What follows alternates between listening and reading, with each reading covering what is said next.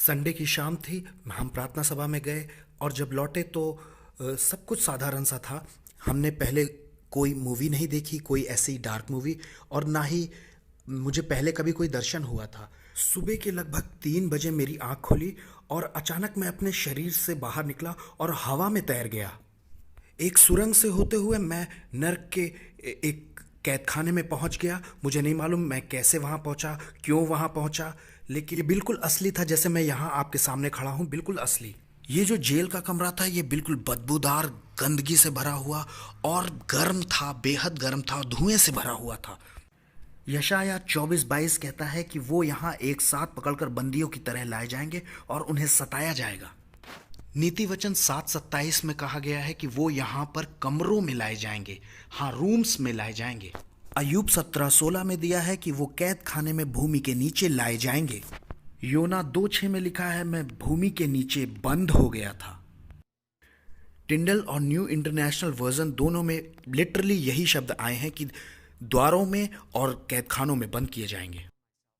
सबसे पहली चीज जो मैंने ध्यान दी कि वहां वो बेहद गर्म था। मुझे लगा कि मुझे तो यहीं राख हो जाना चाहिए था, मैं जिंदा कैसे रहा। गर्म पत्थर के फर्श पर मैं मुंह के बल पड़ा हुआ था, जिंदा। बहुत मेहनत करने पर भी मैं बिल्कुल हिल नहीं पा रहा था। मेरे शरीर में बिल्कुल जान नहीं थी और मैं बहुत ज्यादा मूव करने की कोशिश कर रहा था। मैंने सोचा मेरे शरीर के साथ क्या गलत हुआ है, मैं हिल क्यों नहीं पा रहा हूं। लेकिन जैसा यशाया 14:9-10 में आया है कि मैं वहां कमजोर हो गया। नर्क ने तुमसे मिलने के लिए खुद को तैयार किया है और तुम वहां आकर कमजोर हो जाओगे। जो वहां कमजोर के लिए शब्द आया है वो है एलोरफेन। वो वही शब्द है जो न्यायों में शमशून के लिए लिखा है कि वो कमजोर हो गया। भजन 88:4 मैं बलहीन पुरुष हो गया। तो सबसे पहले आपको वहां कमजोरी फील होगी। आप बिल्कुल हिल नहीं सकेंगे सदा तक। आपके साथ कभी ऐसा हुआ है कि आप बीमारी से बहुत परेशान हैं, बुखार है और आप बिल्कुल उठ नहीं पा रहे हैं? नर्क में आप बिल्कुल 1000 गुना वैसे ही कमजोर हैं। प्रेरितों के काम 17:28 में दिया है क्योंकि हम उसी में जीवित रहते और चलते फिरते हैं और स्थिर रहते हैं। मूवमेंट्स भी परमेश्वर ही देता है। मैंने अपनी आंखें उठाई तो वहां मैंने सामने दो भयंकर जीवों को, जानवरों जैसे जीवों को देखा। ये शैतान के दुष्ट दूत थे। इनके शरीर पर चकत्ते थे, इनकी आंखें अजीब सी थी, इनका मुंह में बर्छियों जैसे दांत थे और इनके 1 फुट से ज्यादा लंबे नाखून थे। और मैं इसके लिए भी बाइबल से आपको आयतें दे सकता हूं लेकिन थोड़ा सा लंबा हो जाएगा। ये दोनों उसी कमरे, उस कैद खाने में रखे गए थे और उनसे आपको भयानक डर लगेगा जितना आपको कभी किसी के सामने नहीं लगा। वो परमेश्वर की निंदा कर रहे थे और बड़ी गंदी गालियां निकाल रहे थे और तब वो परमेश्वर से घृणा करते थे, नफरत करते थे। हम जानते हैं कि घृणा और नफरत करना नर्क से ही आता है। जब वो निंदा कर रहे थे तो उनमें से एक आया और उसने मुझे पकड़ा और दीवार पर कस कर पटक कर मारा। मेरा वजन उनके लिए इस गिलास जितना था और बहुत ज्यादा ताकतवर थे वो।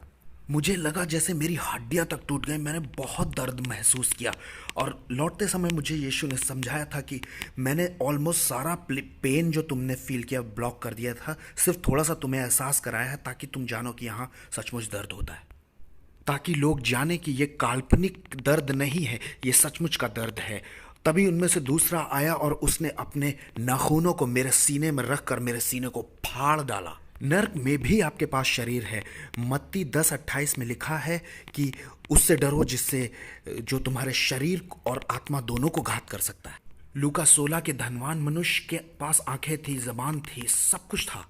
मैंने ध्यान दिया कि मेरे अंदर से कुछ लहू या पानी नहीं निकला क्योंकि लय व्यवस्था 17:11 कहता है कि जीवन लहू में है और नर्क में कोई जीवन, इसीलिए नर्क में कोई भी लिक्विड या खून पानी जैसी कोई चीज नहीं। जकरिया 9:11 में दिया है कि तेरे बंदी ऐसे स्थान पर लाए जाएंगे जहां पानी नहीं है, एक बूंद पानी भी नहीं है।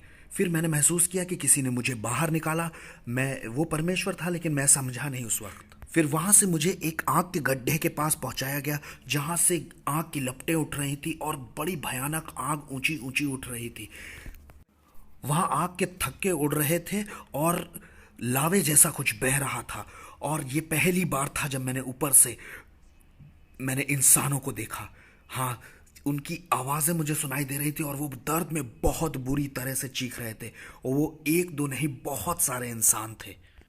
वो दर्द में चीखने की आवाजें आपके दिल को चीर देंगी। यशाया 57:21 में दिया है कि दुष्टों के लिए परमेश्वर ने कोई शांति नहीं रखी, नरक में सदा के लिए कोई शांति नहीं।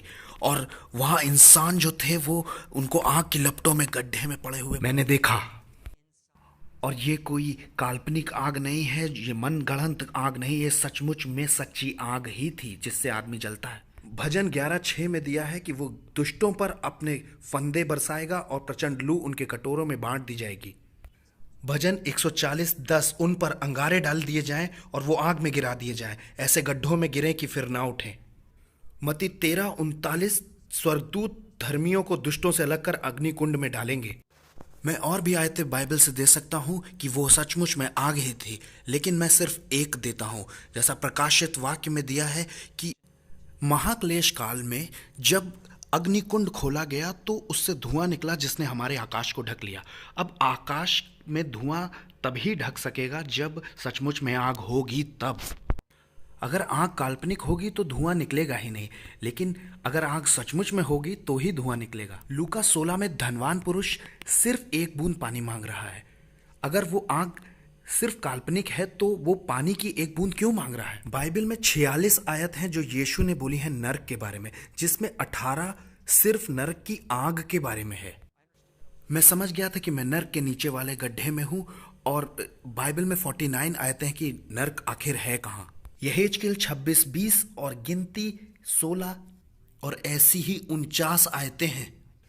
मैं नर्क के नीचे वाले गड्ढे में था और प्रकाशित वाक्य में दिया है 20:13 में कि नर्क और अधोलोक मृत्यु उठाकर आग की झील में डाल दिए गए न्याय के दिन। मैं समझ चुका था कि यहाँ सताने के लिए अलग अलग स्थान है और दर्द देने के अलग अलग स्तर हैं। मुझे ये तो नहीं मालूम कि मैं कौन से स्तर पे था, लेकिन वहाँ सब कुछ अलग अलग है। आपको याद है यीशु ने कहा, फरीसियों तुम ज्यादा दंड भुगतोगे, और उस नगर की दशा सदोम और अमोरा से अधिक दंडनीय ठहरेगी। इब्रानियों 10:28 सोचो वो कितने ज्यादा दंड के योग्य ठहरेगा जिसने परमेश्वर के पुत्र के लहू को पांव से रौंदा है। लूका 12:47 वो दास जो तैयार न रहा वो ज्यादा मार खाएगा। देखिए, मैं ये समझाना चाह रहा हूं कि नरक में ऐसी कोई जगह नहीं है जहां आप आराम से रह ले जाएं। वो सबकी सब जगह ही दर्दनाक है और आप उसको सह नहीं पाएंगे। और एक बूंद पानी आपके लिए बहुत कीमती है। ऐसा समझिए जैसे आप महीनों से दौड़ रहे हैं रेगिस्तान में बिना पानी के।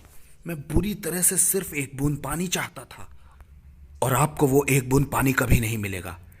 अगर मैं आज आपको यहाँ एक बूंद पानी दूं तो वो आपके लिए क्या कर सकता है? कुछ नहीं ना। लेकिन नर्क में एक बूंद पानी भी बहुत कीमती है। इसलिए जब मैं वापस आया तो मैंने अपनी पत्नी से पीने के लिए एक गिलास पानी मांगा, और जब मैंने उसे देखा तो मुझे लगा वाह, एक गिलास पानी में कितना जीवन भरा है, कितना जीवन भरा है एक गिलास पानी में। प्रकाशित वाक्य 21:6 वो जीवन के सोते में से पिलाएगा। वो बहुत खूबसूरत एहसास था जब एक गिलास पानी में आप जीवन देखते हैं। वो जगह गंदी, सड़न और बदबू से भरी हुई थी, आपने कभी नहीं देखी होगी। जैसे ऐसा लगेगा कोई सबसे गंदा गटर खोल दिया गया हो। खराब अंडे, सड़ा हुआ दूध, उसको 1000 से गुणा कर दीजिए, और उसमें भी सल्फर मिली है जो कि एक जहरीली गैस है। अगर आप हवाई जाएं तो वहाँ ज्वालामुखियों के पास आपको बोर्ड लगे हुए दिखाई देंगे कि आगे मत जाइए, वहाँ सल्फर है और सल्फर की महक से आप मर सकते हैं। और ये है जो आप नर्क में सूंघेंगे। आपको जरा सी सांस लेने के लिए बहुत मेहनत करनी पड़ेगी। सिर्फ अस्थमा का एक पेशेंट यहाँ अगर है तो वो समझ सकता है कि आप नर्क में कैसे सांस लेंगे। मैं दिखाता हूँ। सिर्फ इतनी ही सांस आप वहां ले सकते हैं और आपको लगने लगेगा कि मैं अब मरने वाला हूं, अब मरने वाला हूं, लेकिन आप मरते नहीं हैं। यशाया 42:5 में दिया है कि परमेश्वर पृथ्वी पर लोगों को सांस देता है, लेकिन आप पृथ्वी के नीचे पहुंच चुके हैं, वहां सांस नहीं। परमेश्वर अपने वचन का बहुत पक्के हैं, इसलिए आपको यह मौका दोबारा नहीं मिलेगा। आपको नींद की जरूरत है, लेकिन पूरे अनंत काल तक आप कभी सोएंगे नहीं। प्रकाशित वाक्य 14:11 कहता है उनकी पीड़ा का धुआं युगानुयुग उठता रहेगा। सिर्फ नींद ही नहीं, किसी भी तरह का कोई विश्राम नरक में नहीं है, क्योंकि यशाया 57:20 कहता है कि दुष्ट तो उछलते हुए समुद्र के समान है जो शांत नहीं रह सकता। क्योंकि विश्राम तो एक तरह की आशीष है जो परमेश्वर देता है। भजन संहिता 127:2 में दिया है, परमेश्वर अपने लोगों को विश्राम देता है, प्रियों को, और आप नरक में उसके प्रिय नहीं है। वहाँ ना तो कोई भाग्य है ना उद्देश्य, जैसा सबोपदेशक 9:10 में दिया है कि न काम न युक्ति न ज्ञान न बुद्धि, जहाँ तू जाने वाला है अधोलोक में। इससे फर्क नहीं पड़ता आप यहाँ कौन हैं, कितने फेमस हैं, नर्क में आपको कोई नहीं जानता, आप भुला दिए गए हैं और बेकार हैं। जैसा कि सबोपदेशक 6:4 में दिया है कि उसका नाम अंधेरे में छिप गया। भजन 88:12 और यशाया 26:14, वहाँ कोई याद नहीं करेगा। नर्क कंफ्यूजन और गड़बड़ की जगह है। आप यहाँ पृथ्वी पर सब कुछ ऑर्डर से सलीके से चाहते हैं ना, नर्क बिल्कुल उसका उल्टा है। यर्मिया 20:11 और यशाया 45:16 में दिया है गड़बड़ की सदाकाल की जगह। अय्यूब 10:22 मृत्यु के अंधकार का देश जहाँ सब कुछ गड़बड़ है। वहाँ हर शेप साइज के सांप हैं, बड़े छोटे, और दुष्ट आत्माएं हैं कुछ 12-13 फुट की, और मैगेट्स, वो छोटे कीड़े जो लाश खाते हैं। लाखों मैगेट्स हैं, लाखों। थोड़ी बहुत रोशनी जो वहाँ आग से आ रही थी, उससे मैंने देखा कि वो पूरी ज़मीन मैगेट्स से ढकी हुई है। जॉन मेगारस की किताब से मैंने ये समझा है। आया 14:11 में दिया है कि जहाँ अधोलोक में तू उतारा गया, कीड़े तेरा बिछौना, केचुए तेरा ओढ़ना है।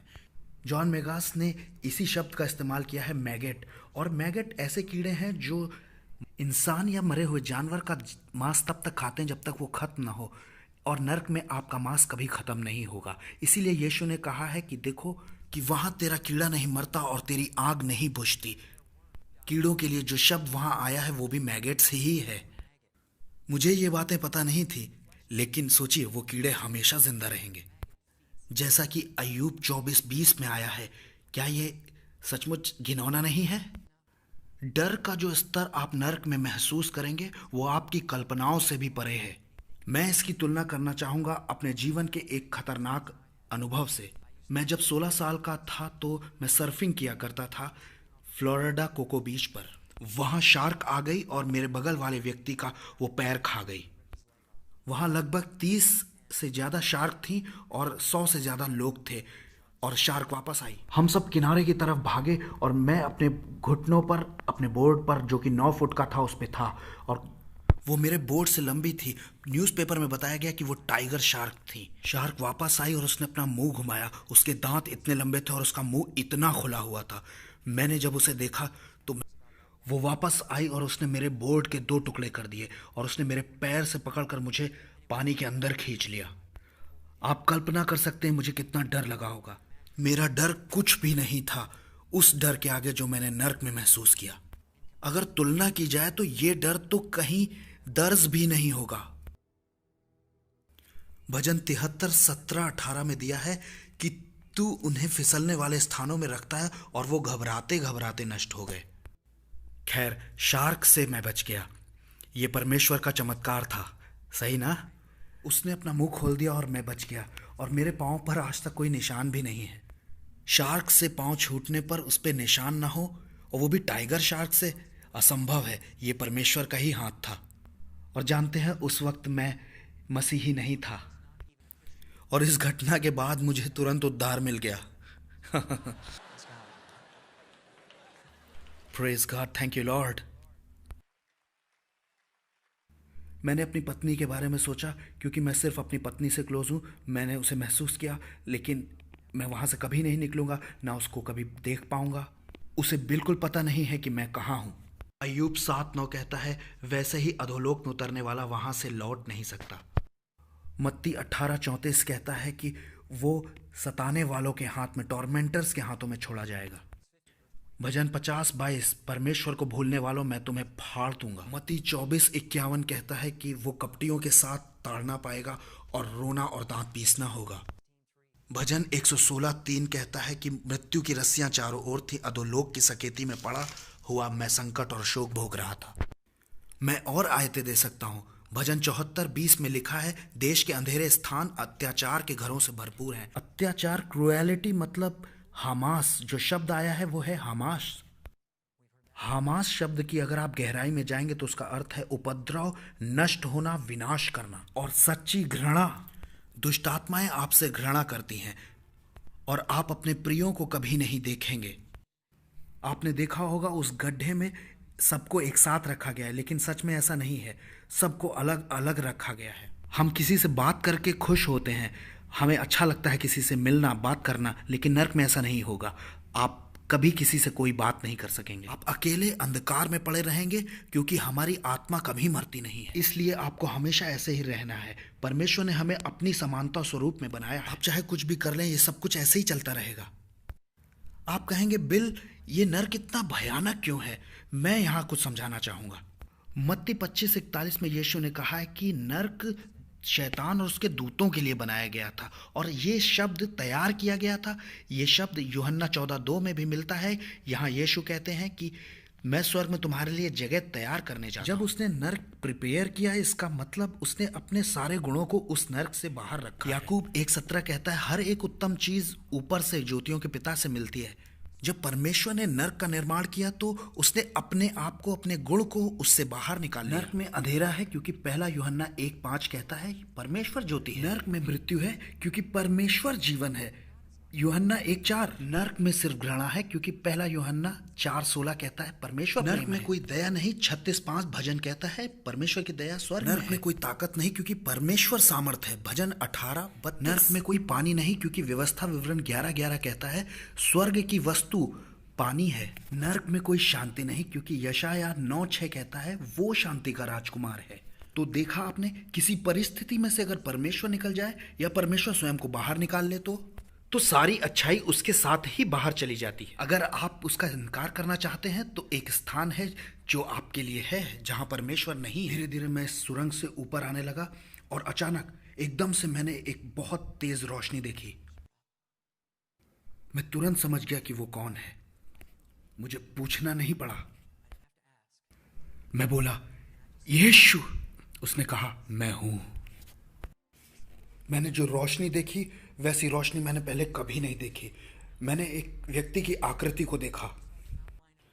जब उसने कहा मैं हूं, मैं बस उसके पैरों पर गिर पड़ा। मुझे ऐसा लगा मैं मर जाऊंगा। प्रकाशित वाक्य 1:17 में जैसा यूहन्ना को अनुभव हुआ कि वो उसके पांव पर गिर गया और मुर्दा सा हो गया, वैसा ही उसने मुझे छुआ और मैं लौट आया और मैं उसके पैरों पर था। और मैंने महसूस किया जो मैं हमेशा से जानता था जब से मैं क्रिश्चियन हूं, कि वो क्रूस पर गया, इसलिए अब मुझे उस स्थान पर कभी नहीं जाना होगा। मैं क्रूस के लिए बहुत धन्यवादित था। अगर वो क्रूस पर नहीं गया होता तो हम सब वहां होते। मैं बहुत धन्यवादी था और मैं सिर्फ इतना कहना चाह रहा था, thank you Jesus, thank you Jesus, धन्यवाद यीशु, धन्यवाद यीशु। मैं उससे कोई प्रश्न नहीं पूछना चाह रहा था, मैं सिर्फ उसकी आराधना करना चाह रहा था सच्चे दिल से। कुछ समय बाद विचार मेरे दिमाग में उठने लगे और वो मेरे विचारों में ही मुझे उत्तर देने लगा, मन में। भजन 139:2 में दिया है, वो दूर से हमारे विचारों के उत्तर देता है। मैंने पूछा, प्रभु आपने मुझे ऐसी भयानक जगह क्यों भेजा? उसने कहा, क्योंकि बहुत से मेरे लोग अभी यकीन नहीं करते नरक है, एक सचमुच की जगह है। क्या सारे मसीही विश्वास नहीं करते? उसने कहा, नहीं, वो भरमा दिए गए हैं। और यीशु चाहते थे कि मैं ये लोगों को बताऊं, क्योंकि बहुत सारे चर्च हैं जो बताते ही नहीं नरक के बारे में आज। और वो नहीं चाहता कि वहां कोई जाए, क्योंकि वो उसने मनुष्यों के लिए बनाया ही नहीं था। मत्ती 25:41, नरक शैतान और उसके दूतों के लिए बनाया गया, लेकिन आज मनुष्य वहां जा रहे हैं क्योंकि वो चुनाव करते हैं परमेश्वर का भेजा एकमात्र उपाय को अस्वीकार करके, रिजेक्ट करके यीशु मसीह को। मैंने पूछा, प्रभु वो डीमंस मुझसे इतनी नफरत क्यों करते थे? उसने कहा, क्योंकि वो मुझसे नफरत करते थे और तुम मेरी इमेज में बनाए गए हो। याद है यूहन्ना 15:18, तुमसे पहले उन्होंने मुझसे बैर किया। उत्पत्ति 1:26, हम उसके स्वरूप में हैं। जितनी भी बुराई आज हम इस संसार में देखते हैं, बुखार, बीमारी, कैंसर, ये सब नर्क से आता है। जब मैं वहाँ था तो मैं इस बात को बहुत अच्छी तरह से समझ गया था कि ये नर्क का है। ये सब डिमोनिक रेल्म से आता है, वो उन डीमंस के काम है और लोग परमेश्वर को दोषी ठहराते हैं। ये परमेश्वर की ओर से कभी नहीं था। यीशु ने कहा, मैं इसलिए आया कि तुम बहुतायत का जीवन पाओ, लेकिन शत्रु इसलिए आता है कि वो चोरी करे, घात करे और नष्ट करे। ये परमेश्वर की ओर से नहीं है, वो तो जीवन का दाता है। मैंने पूछा, प्रभु आपने मुझे क्यों चुना? इसका उसने कोई उत्तर नहीं दिया, इसलिए मुझे कोई आइडिया नहीं कि उसने मुझे क्यों चुना। मैं कोई बिली ग्राहम तो नहीं हूं, मैं तो एक साधारण सा जमीन के सौदे कराने वाला इंसान था। मैं तो साफ सुथरा और सुलझा हुआ रहना चाहता हूँ, और नर्क तो बिल्कुल उल्टी जगह है। हम सभी देखिए साफ सुथरे रहना चाहते हैं। मैं डराना नहीं चाहता, लेकिन गर्मी का मौसम ही मेरे लिए बहुत है। मैं समझा कि इस बात से कोई फर्क नहीं पड़ता कि उसने मुझे क्यों चुना। हम सबको एक विशेष कार्य दिया गया है। प्रभु में हम सबको कुछ ना कुछ विशेष कार्य मिला है। हम में से कोई एक दूसरे से बड़ा नहीं, हम सब बराबर हैं। आप जानते हैं, मैं 7 साल तक बहुत ही असहज था इस गवाही को देने में। लेकिन उसने मुझसे कहा, ये तुम्हारे सहज होने के बारे में नहीं बल्कि आज्ञाकारी होने के बारे में। मैंने कहा, प्रभु मैं इस बारे में किसी से बात नहीं करना चाहता, वो हंसेंगे, मजाक उड़ाएंगे। उसने कहा, ये तुम्हारा काम नहीं है, ये पवित्र आत्मा का काम है, पापों के लिए कायल करना। तुम सिर्फ जाओ और बताओ। मैंने कहा, प्रभु मैं वहाँ आपको याद क्यों नहीं कर पाया, मैं वहाँ आपको क्यों नहीं जानता था। उसने कहा, अगर तुम मुझे वहाँ जानते तो तुम्हें आशा होती, और मैं चाहता था कि तुम महसूस करो उस नाउम्मीदी को जो वो लोग वहाँ महसूस करते हैं। अगर मैं वहाँ मसीही होता तो मैं वहाँ खुश हो जाता कि यीशु मुझे निकाल लेंगे, लेकिन उसने मेरे माइंड को ब्लॉक कर दिया इस बात को जानने से कि मैं यीशु को जानता हूँ। और मैंने महसूस की है वो आशाहीनता, वो नाउम्मीदी कि आप वहाँ से कभी बाहर आएंगे। यशाया 38:18 कहता है, वो कब्र में पड़े हुए तेरी सच्चाई की आशा भी नहीं कर सकते। और हम जानते हैं कि सत्य तो यीशु है, मार्ग, सत्य और जीवन यीशु है, और कोई मेरे बिना पिता तक नहीं पहुंच सकता। देखिए, यीशु ही आशा है विश्वासियों की, लेकिन उनके लिए वहां कोई आशा नहीं थी। उनके लिए अब देर हो चुकी है, उनका फैसला हो चुका है। दुख और दर्द, तकलीफ और परमेश्वर से अलगाव के बाद एक सबसे बड़ी बुरी खबर यह है कि आप वहां से कभी बाहर नहीं आएंगे। 10 लाख साल बीत जाएंगे, लेकिन आप वहीं हैं दर्द भोगते हुए। और वहां से निकलकर हम अंतरिक्ष में गए, और ऊपर से मैंने अंतरिक्ष में देखा पृथ्वी को। ये बहुत अद्भुत है, पृथ्वी को अंतरिक्ष से देखना। मैंने देखा, वाह क्या महिमा है, हमारी पृथ्वी को क्या है जो पकड़े हुए है। देखिए, अय्यूब में लिखा है कि वो निराधार हमारी पृथ्वी को टिकाए है। क्या है जो इतने सिद्ध तरीके से 1000 मील प्रति घंटा घूम रही है, और 1 मील भी ज्यादा या कम नहीं। वाह, मैं बचपन से एक एस्ट्रोनॉट, एक अंतरिक्ष यात्री बनना चाहता था, और परमेश्वर ने मेरी इस दिल की इच्छा को पूरा किया। वो मन की भावनी वाली वस्तुएं देता है। फिर मैंने वहां अंतरिक्ष की विशालता को देखा। अंतरिक्ष में करोड़ों तारे, अरबों तारे जो एक दूसरे से लड़ नहीं रहे थे, जो सब कुछ कंट्रोल किए हुए था। मैंने कहा, परमेश्वर वाह, तू सब कुछ संभालता है। अरबों खरबों तारे, वो सब उसके कंट्रोल में है। फिर मुझे पृथ्वी पर रहने वाले वो अरबों लोग याद आए, उनके मन में उठते हुए लाखों करोड़ों विचार, जिन्हें परमेश्वर प्रतिपल जानता है। हाँ, परमेश्वर इतना बड़ा है, क्या आप कल्पना कर सकते हैं। वो पूरे स्वर्ग को और पूरे अंतरिक्ष को चला रहा है, और कहीं कोई गड़बड़ नहीं है। हर एक चिड़िया जो भूमि पर गिरती है वो उसे जानता है। हर वो बाल जो आपके सिर पर है उसे जानता है, जो रोज बदल रहा है। और बाल भी हर समय बढ़ रहे हैं। मैं परमेश्वर की वो सारी क्रिएशन का आनंद उठा रहा था, और उसने मुझसे मुड़ करके देखने को कहा। मैंने उसी टनल को, उस सुरंग को फिर से देखा, और उसमें मैंने जाते हुए लोगों को देखा, एक के बाद एक, एक के बाद एक, एक के बाद एक, उसी टनल से जिससे हम निकले थे। और फिर यीशु रोने लगे, क्योंकि वो नहीं चाहते कि वहां कोई जाए। यहेजकेल 33:11 में दिया है कि वो दुष्टों की मौत से खुश नहीं होता। और लोग एक के बाद एक उस गड्ढे में गिर रहे थे, और यीशु चाहते थे कि मैं ये देखूं ताकि मैं गवाही दे सकूं। और मैं खड़ा नहीं रह पाया ये देखकर, और उसने मुझे महसूस कराया उसके दिल का वो हिस्सा, परमेश्वर का प्रेम, परमेश्वर की दया, उसका तरस। इफिसियों 3:19, मसीह के प्रेम को जानो जो ज्ञान से परे है। जानते हैं, परमेश्वर ने नहीं ठहराया कि ये व्यक्ति नरक जाएगा और ये व्यक्ति स्वर्ग जाएगा। वो तो हम खुद ही जब अपने लेखा देने की उम्र में आते हैं, अपने आप ही नरक जा रहे हैं। परमेश्वर तो इसलिए आया कि हम उस सड़क पर ना चलें। मुझे पसंद है जो रेनार्ड बोंकी कहते हैं कि प्रभु ने हमें बचाने के लिए वो सब कुछ सहा है, इसलिए हम सब का फर्ज बनता है कि हम क्रूस की ओर देखें, कि हम परमेश्वर के अधीन हों और मान लें कि हम पापी हैं और हमें यीशु की जरूरत है। हम पृथ्वी पर आए, मैं अपने शरीर के पास कहूँ ऊपर था, मैं छत पर से अपने शरीर को देख रहा था, और मैं देखकर कह रहा था कि ये मैं नहीं हूँ, मैं तो ये हूँ जो मैं खड़ा हूँ। ये ऐसा है जैसे आप अपनी कार से बाहर निकल आए हों। आप कार नहीं हैं, आप कार से बाहर आ चुके हैं। ऐसा ही शरीर से बाहर आना है, ये इतना ही टेम्परेरी है। मैंने कहा प्रभु ये क्या है? उसने कहा ये तुम्हारा जीवन है। मैंने कहा बस प्रभु इतना सा छोटा? उसने कहा याकूब 4:14, तुम्हारा जीवन भाप के समान है। अनंत जीवन के मुकाबले में ये काफ़ी छोटा है, जैसे केतली से निकलता हुआ धुआं, बस इतना ही। मैंने कहा प्रभु इसका मतलब हमारे पास समय कम है। उसने कहा इस कम समय में जो तुम मेरे लिए करते हो मैं उसे पूरे अनंत जीवन याद रखूंगा। चर्च, क्या ये अद्भुत नहीं है कि परमेश्वर ऐसा है? परमेश्वर की स्तुति हो, प्रेज द लॉर्ड। इस छोटे से जीवन में सबसे महत्वपूर्ण जो पहलू मैं समझ पाया हूं वो ये है कि हम परमेश्वर की सेवा करें। खैर आगे चलते हैं। आप यहां हो सकते हैं और आप कहेंगे बिल मैं एक अच्छा व्यक्ति हूं, मैं नरक नहीं जाऊंगा। 2006 में एक सर्वे हुआ जिसमें अमेरिका के लगभग 54% लोग ये मानते थे अगर आप अच्छे व्यक्ति हैं तो आप स्वर्ग जाएंगे और अगर आप बुरे व्यक्ति हैं तो आप नरक जाएंगे। ज्यादातर लोगों का यही मानना है, लेकिन ये एक सबसे बड़ा झूठ है, क्योंकि ये इस बात पर निर्भर नहीं करता कि आप अच्छे हैं, ये इस बात पर निर्भर करता है कि आपका रिश्ता परमेश्वर के साथ कितना अच्छा है। और ये अच्छा भी है कि ये आपके अच्छे होने पर निर्भर नहीं करता, क्योंकि आप हो सकता है अच्छे हो लोगों की नजरिए से, लेकिन आपको अच्छा होना पड़ेगा परमेश्वर के स्तर तक।